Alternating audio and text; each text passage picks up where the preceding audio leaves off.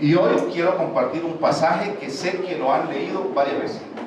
Hoy vamos a empezar una nueva serie que tiene que ver con las parábolas de Jesús. Vamos a compartir algunas parábolas de Jesús.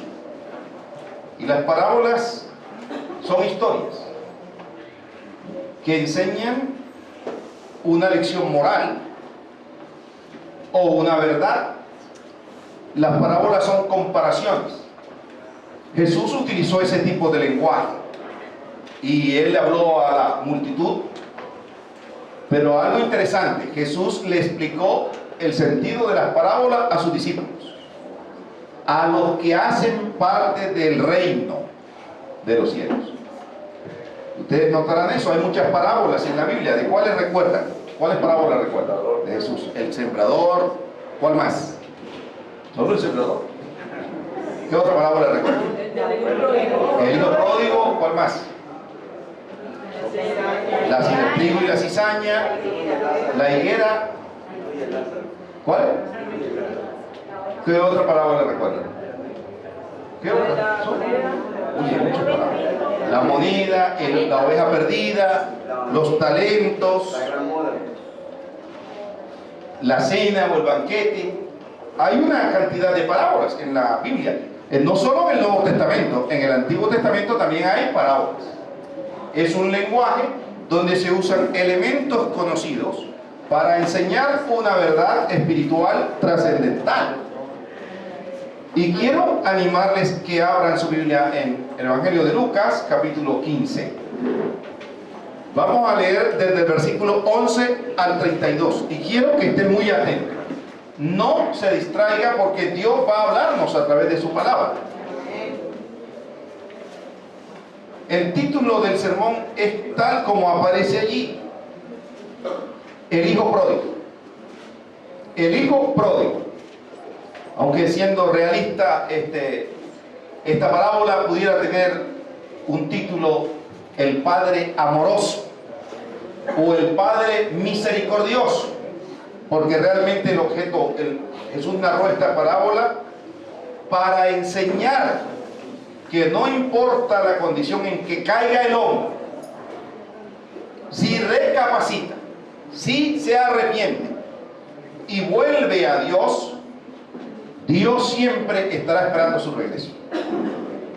Dios siempre estará esperando su regreso y suplir sus necesidades, ¿verdad? De tipo espiritual.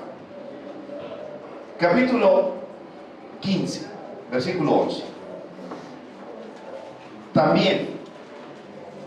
También dijo: un hombre tenía 2 hijos, y el menor de ellos dijo a su padre: Padre, dame la parte de los bienes que me corresponde. Y les repartió los bienes. No muchos días después, juntándolo todo, el hijo menor se fue lejos a una provincia apartada y allí desperdició sus bienes, viviendo perdidamente. Y cuando todo lo hubo malgastado, vino una gran hambre en aquella provincia y comenzó a faltarle. Y fue y se arrimó a uno de los ciudadanos de aquella tierra, el cual le envió a su hacienda para apacentar cerdos. Y deseaba llenar su vientre de las algarrobas que comían los cerdos, pero nadie le daba. Y volviendo en sí, dijo: ¿cuántos jornaleros en casa de mi padre tienen abundancia de pan, y yo aquí perezco de hambre? Me levantaré e iré a mi padre y le diré: Padre, he pecado contra el cielo y contra ti. Ya no soy digno de ser llamado tu hijo. Hazme como a uno de tus jornaleros. Y levantándose, vino a su padre, y cuando aún estaba lejos, lo vio su padre, y fue movido a misericordia, y corrió y se echó sobre su cuello y le besó. Y el hijo le dijo: Padre, he pecado contra el cielo y contra ti, y ya no soy digno de ser llamado tu hijo. Pero el padre dijo a sus siervos: sacad el mejor vestido y vestidle, y poned un anillo en su mano y calzado en sus pies, y traed el becerro gordo, y matadlo, y comamos y hagamos fiesta, porque mi hijo muerto era y ha revivido, se había perdido y es hallado. Y comenzaron a regocijarse. Y su hijo mayor estaba en el campo, y cuando vino y llegó cerca de la casa, oyó la música y las danzas, y llamando a uno de los criados le preguntó qué era aquello. Él le dijo: tu hermano ha venido y tu padre ha hecho matar el becerro gordo por haberle recibido bueno y sano. Entonces se enojó y no quería entrar. Salió por tanto su padre y le rogaba que entrase. Mas él respondiendo dijo: Padre, he aquí tantos años te sirvo, no habiéndote desobedecido jamás, y nunca me has dado ni un cabrito para gozarme con mis amigos. Pero cuando vino tu hijo, que ha consumido tus bienes con rameras, has hecho matar el becerro gordo. Él entonces le dijo: Hijo, tú siempre estás conmigo, y todas mis cosas son tuyas. Mas era necesario hacer fiesta y regocijarnos, porque tu hermano era muerto y ha revivido, se había perdido y es hallado. Bendito sea el Señor. Qué hermoso pasaje tenemos de esta mañana. Quiero compartir con ustedes algunos detalles de esta parábola. La acción que se ve allí en cuanto al hijo. No solo la acción, las complicaciones que tuvo ese hijo. Pero también vamos a mirar algunas reflexiones que hizo este joven. Y lo último, miraremos algunas lecciones que aprendemos de este pasaje. Entonces, 3 cosas: acción, complicación, reflexión y lecciones. Ya es como lo final que vamos a aprender de este pasaje. Lo primero que uno tiene que preguntarse es: ¿por qué Jesús narró esta parábola? ¿Por qué la contó? ¿Qué propósito tenía Jesús? Y quiero que vayan al capítulo 15, versículos 1 y 2. Por favor, deténgase a mirar allí lo que el texto dice. Lea usted primero el capítulo 1, luego el versículo 2 del pasaje. Yo creo que Jesús narró esta parábola para enseñar que no importa la condición en la que caiga el hombre, si recapacita y vuelve a Dios, siempre Dios está esperándolo con sus brazos abiertos. Dios espera su regreso. Pero también el Señor quería hacer ver a los maestros de la ley su error. Los maestros de la ley, escribas, fariseos, despreciaban a los pecadores y preferían a la gente de su mismo nivel social. Quiero que recordemos que pecadores en la época de Jesús incluían a los enfermos, los desconocedores de la ley, a los que no guardaban la ley, pero también a los que de alguna manera iban en contravía con lo que los escribas y fariseos pensaban. Versículo 1 y 2 dice: se acercaban a Jesús. ¿Quiénes se acercaban a Jesús? Todos los publicanos y ¿quién más? Y pecadores. Y ellos se acercaban con un gran propósito. ¿Cuál era el propósito que tenían, según el texto bíblico? Para oírle. Así que los publicanos y pecadores tenían ansias de oír a Jesús. ¿Quién no quiere oír a Jesús? Ahora ustedes recuerdan los publicanos. El oficio de los publicanos era cobrador de impuestos. Y la Biblia nos habla de algunos de ellos. Por ejemplo, la Biblia nos habla de Mateo. ¿Se acuerdan de Mateo? Mateo. ¿Qué hacía Mateo? ¿Qué hacía Mateo? Cobrador de impuestos. ¿Y para quién cobraba el impuesto? Para el gobierno romano. Y el problema de los cobradores de impuestos era que ellos de alguna manera cogían a la gente y cobraban aún más de lo debido. O sea, la gente estaba hasta la coronilla de su cabeza con la cantidad de impuestos. Así que esa gente no era muy bien recibida, eran odiados. Pero Mateo se convierte a Jesús y él invita a sus amigos a un banquete.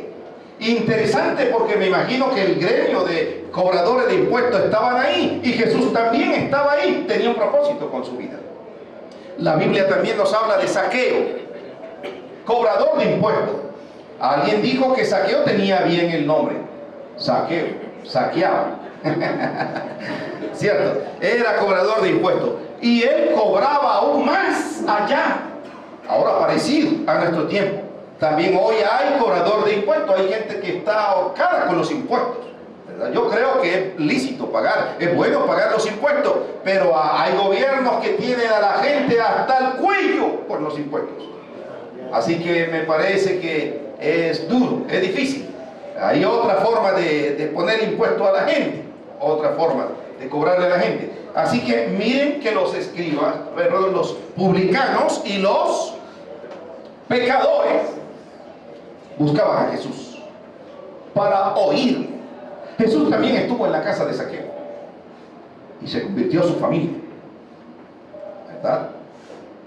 Algo interesante es que dice que el Hijo del Hombre vino a buscar y a salvar. ¿Y qué fue lo que vino a buscar y a salvar? Lo que se había perdido. Ahora sí, volvamos ahora el versículo 2 dice: y los fariseos. Aquí hay un contraste entre los publicanos y los pecadores. Estos publicanos y pecadores tenían la disposición de oír, pero los fariseos y los escribas, en otras palabras, maestros de la ley, religiosos, murmuraban diciendo: este a los pecadores recibe y con ellos come. Entonces la actitud de ellos, como se creían doctores de la ley, de alguna manera la actitud de ellos era una actitud de arrogancia, de menosprecio por lo que Jesús hacía. Ahora quiero decirles algo: Jesús no consiguió a los discípulos en la sinagoga. ¿Dónde fue que Jesús consiguió a los discípulos? ¿Dónde? No en los templos. No donde supuestamente estaba la gente más consagrada. A la orilla del mar. En sus trabajos. Pero no fue a los templos ni a la sinagoga a buscar seguidores. No. A los que llaman literalmente. Y estos que se creían maestros de la ley, consagraditos, critican a Jesús. ¿Por qué se reúnen? Con pecadores. Jesús se reunió con María Magdalena. Y no solo con ella, con mucha gente. Porque Él vino a buscar y a salvar lo que se había perdido. Ahora bien, tenemos que preguntarnos qué significa la palabra pródigo. ¿Qué es un pródigo? Un pródigo es un despilfarrador, un malgastador, alguien que no valora. Es un despilfarrador. Eso es. Así que con la parábola del hijo pródigo, Jesús alcanza la cumbre de su respuesta a la acusación de los fariseos contra él. La acusación era: este a los pecadores recibe y con ellos come. Esa era la acusación. ¿Y cuál fue la respuesta de Jesús? Mire, la respuesta de Jesús son tres parábolas: la oveja perdida, la moneda perdida y el hijo pródigo, un joven perdido. La respuesta de Jesús a la preocupación y acusación de los fariseos y de los escribas. La oveja perdida, un objeto, un animal. Pero también nos habla de la moneda perdida, pero de gran valor. En cuanto a la oveja perdida, dice que el pastor dejó a las 99 y se fue en busca de la que se había extraviado o perdido. ¿Y qué le está indicando eso a uno? Que Dios ama a la multitud, pero Él también ama a la gente que está perdida. La moneda perdida. No dice exactamente para qué propósito era la moneda. No, tal vez era para suplir las necesidades de aquella mujer. Pero ella la perdió y empezó a buscarla. Y las tres parábolas dice que cuando la encuentra, la oveja, la moneda y al joven, quien la encuentra se llena de mucho gozo. ¿Verdad? Concentrémonos ahora en la acción de la parábola. Él habla de un hombre que tenía dos hijos. Y quiero que mire por un momento versículo del 11 al 13. Un hombre, ni siquiera dice el nombre, tenía dos hijos. Tampoco dice el nombre de ellos. Sí, narra sus actitudes. Un hombre tenía dos hijos.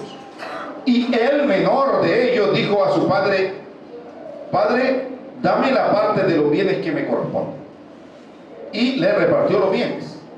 No muchos días después, juntándolo todo, el hijo menor se fue lejos a una provincia apartada y allí desperdició sus bienes viviendo perdidamente.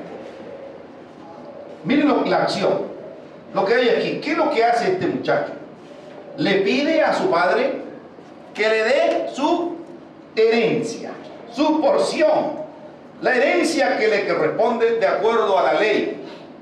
Ahora, de acuerdo a la ley en Deuteronomio 2, 21, 17, de acuerdo a la ley de Moisés, el hijo mayor recibía una doble porción, el hijo menor recibía una tercera parte. El menor recibiría una tercera parte, el mayor recibía más, ¿cierto? El mayor recibía más. La acción que vemos aquí es que hay un hijo que está reclamándole a su padre la herencia. Ahora, en esa sociedad, según la cultura, ¿en qué momento determinado era que se repartía la herencia? Bueno, después que el padre moría. En otras palabras, oye viejo, sinceramente yo lo que quiero es que tú mueras. Miren la consideración. ¿Cuántos hijos también hoy día piensan lo mismo? Y he escuchado que hijos quitarle la vida a sus padres por un dinero. Conocí a un hermano, a un hombre en la cárcel hace muchos años, que le había dado un golpe certero a su hermano mayor peleando una herencia. Peleando una herencia. Y hoy también la gente se pelea una herencia. Ahora, hermanos, como muchos jóvenes, este estaba impaciente y él deseaba estar libre también de restricciones familiares. Tal vez deseaba tener la herencia de su padre, pero ahora el padre accedió a su solicitud y el hijo menor tomó rápido todo lo que tenía. Y la Biblia dice que se fue muy lejos de su padre. Se fue muy lejos, a una provincia apartada. Esa es la acción que comete este muchacho.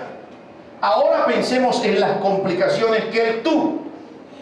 Y las complicaciones que él tuvo siguen inmediatamente. Dice que este muchacho llegó a una provincia y empezó a malgastar todo el dinero que tenía. Claro está, quien no lo ha trabajado no sabe cómo administrar. Quien no ha trabajado no valora. Sencillamente quiere gastar y gastar y gastar y gastar y gastar, pero no valora. Y dice que se fue lejos a una provincia apartada ¿Y qué hizo? Allí desperdició, malgastó todo lo que tenía. ¿Y de qué manera lo malgastó? Bueno, con mujeres, dice que con rameras, dice el pasaje, ¿cierto? Una vida pródiga, desperdiciada, extravagante. Él agotó rápidamente sus posesiones.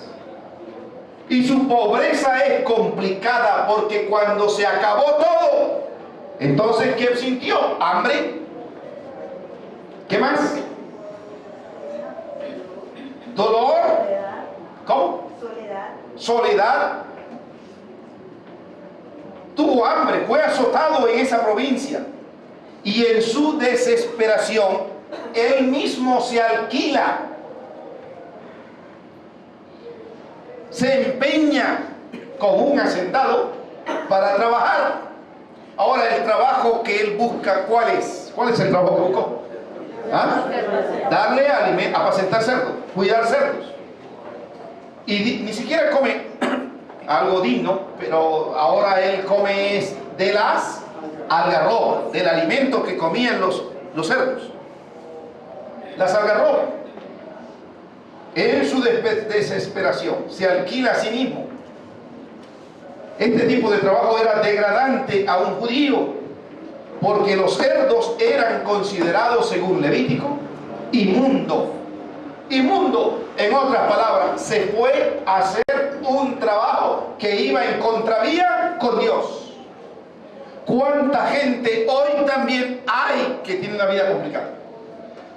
Que se van de su casa, de su ciudad, y sencillamente se van porque quieren tener una vida de holgazán. Quieren tener una vida chévere. Quieren tener una vida fácil, sin esfuerzo, sin ganar un solo centavo, malgastar lo que nunca ha trabajado. Pero hay algo interesante. La tercera cosa que vemos aquí es la reflexión que él tiene. Y en el texto dice, cuando lo hubo malgastado todo, vino una gran hambre, todas estas complicaciones en aquella provincia, y comenzó a faltarle. Y fue y se arrimó a uno de los ciudadanos de aquella tierra, el cual le envió a su hacienda para que apacentara cerdos. Y deseaba llenar su vientre de las algarrobas que comían los cerdos, pero nadie le daba. Qué bueno es cuando se tiene. Cuando se tiene, entonces resultan los amigos. Cuando usted tiene algo que ofrecer, entonces resultan sus amigos para malgastarle lo suyo. Pero cuando ya se malgastaron lo suyo, o a usted se le acabó todo, chao, chao, adiós. En el versículo 17 dice, y volviendo en sí, aquí empieza a reflexionar. Dijo, ¿cuántos jornaleros en casa de mi padre tienen abundancia de pan, y yo aquí perezco de hambre? Él empieza a recordar lo bien que vivía en su casa. Porque una cosa es cuando uno está dentro de la casa, y otra cosa es cuando está lejos de su casa. Cuando uno está lejos de su casa, uno añora la comodidad. ¿Qué más añora uno? La cama. ¿Qué más añora uno? Sus amigos. ¿Qué más añora uno? La comida de la mamá. ¿Cierto? El cuidado de la mamá. Recordando lo bien que comía y cómo estaban los siervos, los jornaleros que trabajaban con su padre. Dice, ellos tenían abundancia y él está aquí pereciendo de hambre. Eso es lo que él recuerda. Así de hambriento y humillado, ahora empieza a hacer memoria de su casa. Hambriento y humillado. Ahora empieza a añorar los días en que estaba en su casa. Hay hijos que dicen, me voy. Si dicen, me voy, váyanse. Para que aprendan de alguna manera cómo sortear la vida. Ahora, yo sé que no siempre vamos a estar en casa. No siempre vamos a estar en casa. Sin embargo, hoy encuentra unos muchachos, niños, que pasan 10, 20, 40, 50 años y no salen de su casa. No salen. ¿Ah? ¡Qué belleza! Dígale al que está ahí a su lado, ¡qué belleza! Yo un día le dije a un muchacho, bueno, ¿y cuándo es que te vas de tu casa? Y me dijo, yo estoy muy bien en mi casa. Estoy muy bien. Ahí lo tengo todo. Claro, tiene los del mamá, los del papá, todo lo tiene. Si no trabaja y está durmiendo, nadie lo llama. Y está muy bien, así, según él. Pero es un holgazán. ¿Sí? Ahora, yo no estoy hablando con nadie en particular.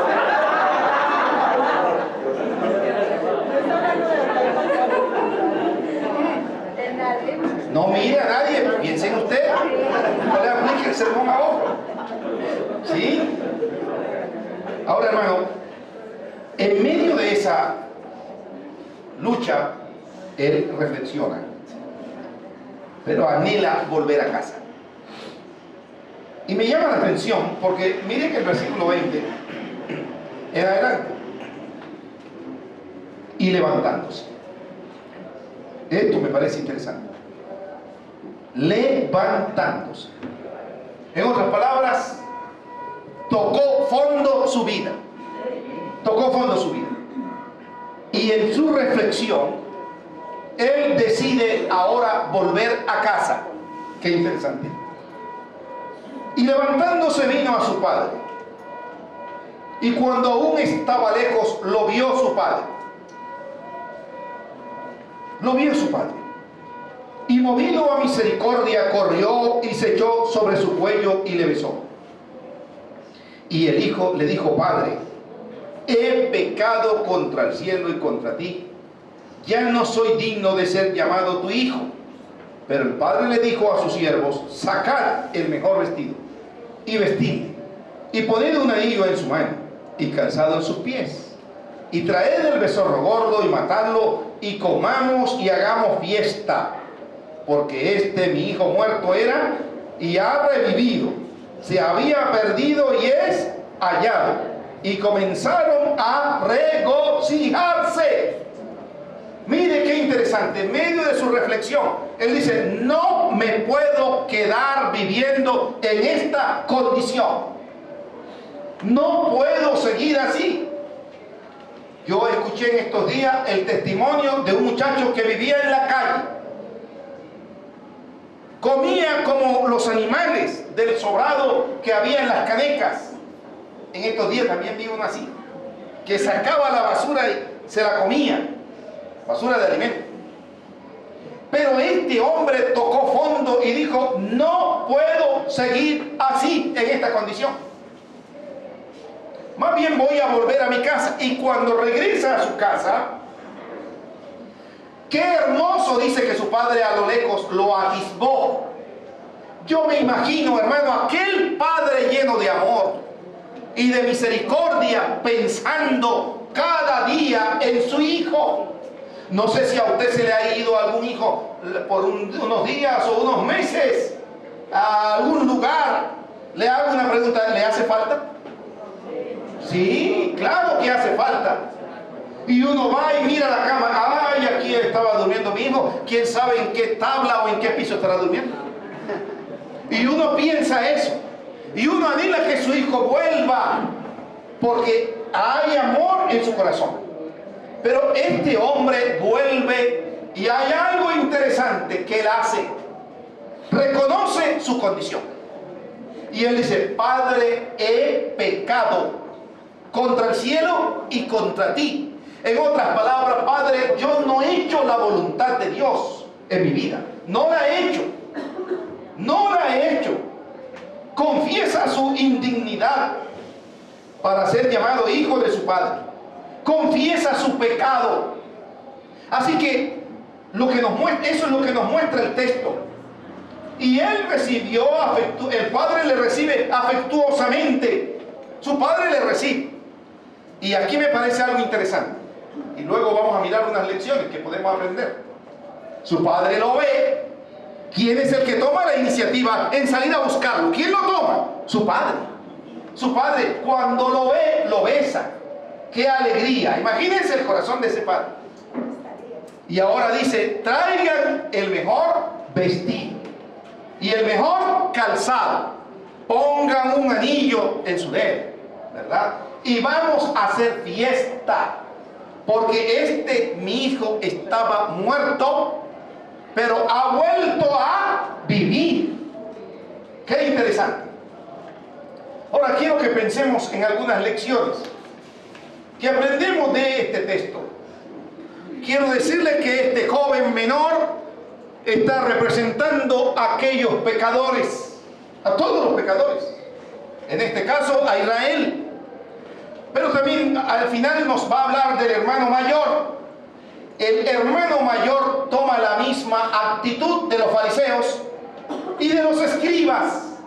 ¿Sabe qué dice los escribas, los fariseos y los escribas? Con los pecadores come. Y el hermano mayor dice, tu hijo. También una actitud de arrogancia, una actitud de menosprecio, ¿verdad? Una actitud de murmuración, de acusación. No podemos decir literalmente que este padre es Dios. Pero yo sí creo que aquí hay una comparación entre este Padre traído a la historia por Jesús y nuestro Padre Celestial. Hermanos, mi hijo muerto era y ha revivido. Se había perdido y es hallado. Y él dice, saquen el mejor vestido, pongan el mejor anillo. Todo lo cual sirve para reinstalar al hijo como una persona de importancia, de autoridad. Así que aquí hay una perla y corona en toda esta parábola, dejándonos un marcado contraste entre el amor del padre y la envidia del hermano mayor. ¿Qué podemos aprender de esta parábola? Nuestro Padre Celestial ama a sus hijos. No importa cuán pecador sea. Pero hay un gran Salvador, Jesucristo. Aquel padre atisbaba a la distancia y dentro de su corazón estaba presente su hijo. Quiero decirle que en el corazón de nuestro Padre Dios, usted siempre ha estado presente. Los ojos del Señor están puestos sobre los fieles, pero los ojos del Señor miran hasta los confines de la tierra. Dios muestra su amor para con nosotros, en que aún siendo pecadores, Cristo Jesús murió por nosotros. Esa es una lección. Tenemos un Padre de amor, grande, misericordioso. Usted dirá, pero yo he hecho esto, he hecho lo otro, yo me he olvidado de Dios en mi vida. Pero quiero decirle, Dios nunca se ha olvidado de usted ni de mí. Él siempre nos ha amado. Acuérdese aquel momento cuando usted conoció al Señor, cuando tuvo el primer encuentro con Él. Fue Él el que tomó la iniciativa. Juan 3:16, ¿qué dice? Porque de tal manera que ha dado a su unigénito, para que todo aquel que en Él cree no se pierda, mas tenga vida eterna. En Cristo Jesús, Dios muestra su amor por cada uno de nosotros. Ha amado al mundo para que usted y yo no nos perdamos. Hermano, aun cuando el hijo se retiró de su casa y su corazón lo anhelaba, el amor de Dios también nos anhela. Pero hay algo especial aquí. Cuando el hijo regresa a casa, regresa con una actitud arrepentida. Así que al volvernos a Dios, una de las cosas que tenemos que hacer es pedir perdón. El hecho de que dice que se levantó y volvió a su casa, eso se llama arrepentimiento. Todo hombre nacido de mujer es pecador. Todo hombre nacido de mujer es pecador. La Biblia dice, por cuanto todos pecaron, están destituidos de la gloria de Dios. Pero a pesar de que hemos pecado contra Dios, Dios envió a su Hijo para reconciliarnos con Él, porque Él siempre nos ha amado. Él no quiere que el hombre siga perdido. El propósito de Dios es que todos podamos ser salvos en Cristo. Hay gozo en el cielo, dice el versículo 7. El versículo 10 dice, hay gozo delante de los ángeles de Dios. Hay gozo. Creo que los hijos fieles de Dios necesitan entender la forma apropiada de recibir a los hijos errados que regresan a Dios. No con envidia, sino con una celebración alegre. Así que cuando nosotros nos volvemos a Dios, hay gozo en el corazón del Señor. Y la Biblia dice que en el cielo, ¿verdad?, hay una gran fiesta por su vida y por mi vida. ¿Y por qué? ¿Por qué Dios hace fiesta? Porque somos valiosos para Dios. Porque se alegra el corazón de Dios. Ahora, miren la actitud del hermano mayor, del hermano mayor. Una actitud de arrogancia, una actitud de egoísmo, una actitud, yo siempre he estado aquí y nunca. Y ahora apareció igual que los fariseos, la misma actitud de los fariseos. Así que puede representar la actitud de ellos. Pero Jesús dijo, los que están sanos no tienen necesidad de médico, sino los enfermos. No he venido a llamar a justos, sino a pecadores al arrepentimiento. Hermano, no tienes que caminar tan lejos del Señor para experimentar su misericordia. La misericordia del Señor siempre ha estado sobre su vida y sobre mi vida. Creo que podría ser movido al arrepentimiento por esta parábola. El Evangelio dentro del Evangelio. Y podría ser usted, la idea es que usted nunca olvide que su Padre Celestial espera con ansia su reconciliación. Yo le animo a valorar lo que el Padre Celestial ya hizo por ustedes y por mí en la cruz del Calvario. Entonces, ¿qué lecciones aprendemos? Primera lección: Dios es un Dios de misericordia. Segunda lección: nosotros necesitamos confesar nuestros pecados. Aquel joven confesó su pecado y su padre le recibió gozoso. Para experimentar el perdón de Dios necesitamos arrepentirnos. ¿Y qué es arrepentirse? Arrepentirse es dar una vuelta y no volver a hacer lo mismo, ¿verdad? No repetir lo mismo. Creo que el propósito de nosotros aquí es agradar a Dios, alegrar el corazón de nuestro Padre Celestial, Y va a haber un día en que usted y yo vamos a estar en su presencia, pero no eche por tierra lo que ya Él hizo por usted. Él murió en la cruz del Calvario por su pecado y mi pecado. El pecado que usted debía llevar, Él lo llevó sobre sus hombros. La ira de Dios que debía caer sobre usted, cayó sobre la vida del Señor Jesucristo. Él padeció todo eso para salvarle a usted y salvarme a mí de nuestros pecados. Ahora, hermano, quiero que salgamos de aquí pensando también en la lección que Jesús le está dando a los escribas y a los fariseos. ¿Qué lección le enseña Jesús a los escribas y a los fariseos? Que el amor de Él, el amor del Señor está sobre la vida del hombre pecador. ¿Qué más le enseña? No se necesita ser religiosos para ser parte del reino. Sencillamente lo que necesitamos es ser hijos obedientes al Señor. ¿Cuántos se alaban al Señor? Amén. Por su misericordia. Amén. Entonces, esta parábola es una respuesta a la crítica, a la acusación de los fariseos y de los escribas. Pensemos en nosotros hoy. A veces pensamos que los únicos merecedores de la gracia de Dios somos nosotros. A veces pensamos que nosotros somos los únicos que el Señor ha escogido para ir al reino de los cielos. Creo que allá afuera hay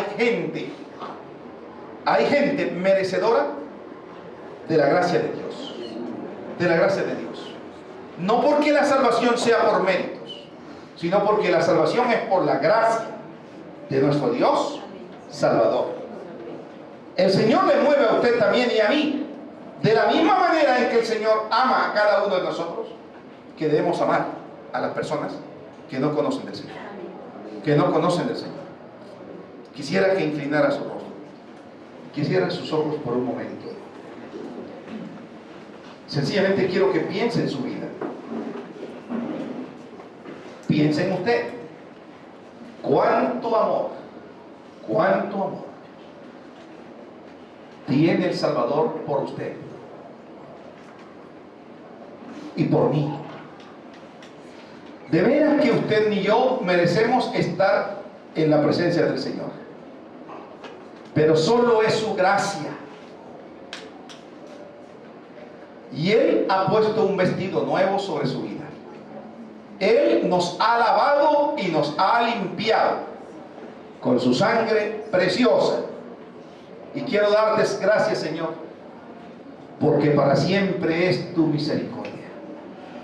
Y Señor, tú me has amado tanto que no logro imaginar cuánto dolor causé a tu corazón. Pero hoy reconozco, Señor, que eres el Señor. Eres el dueño de mi vida. Hoy reconozco cuánta necesidad tengo de ti. En Cristo Jesús. Amén y amén. Que el Señor nos bendiga. Dígale al que está a su lado cuánto nos ha amado el Señor. Cuánto te ha amado. Dígale eso. Cuánto te ha amado el Señor.